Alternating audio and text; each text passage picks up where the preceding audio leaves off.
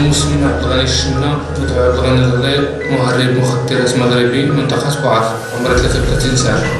المخدرات كتنغرس في جبل كتامة، كتنغرس 2 مرات في العام ويعاود كيعطيها المهرب المغربي وكيعطيها لنا حنا مكيفين بالنقل، كنخرجو بها على الجزائر على بر الحدود، كندخلوها بالحمير بالحدود الجزائرية على الجهة الجنوبية الغربية.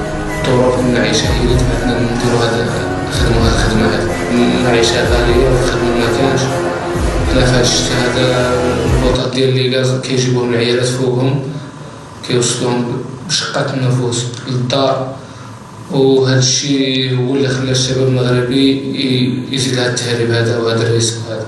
رغم كاع هاد العيشة اللي مكرفسة، ولكن هذا الشيء ماشي مبرر باش غادي نديرو هاد الخدمة هذه، ولكن الله غالب. المخابرات المغربية ديال الحموشي كيتفاهم مع الجبار، كيعطيها واحد النسبة من الإنتاج، يعطيها عليها فلوس باش يقدروا يخرجوا المخدرات من الجبل ديال كتامل. المهرب المغربي اللي كيعطيها لنا حنا باش كننقلوها. حنا ما عندناش علاقة بالمخزن، المعلم ديالنا هو اللي كيتفاهم معاهم يعطيهم الفلوس باش يفتحوا لنا الطريق باش حنا نفوتوا. الكيان الصهيوني مكاينش كاع اللي قابلو، مكاينش اللي باغي. حنا بدورنا في بوعرفة درنا واحد المظاهرة وخرجنا للشارع وضربونا وكاين اللي داوه للحبس كاع على هاد التطبيع هذا.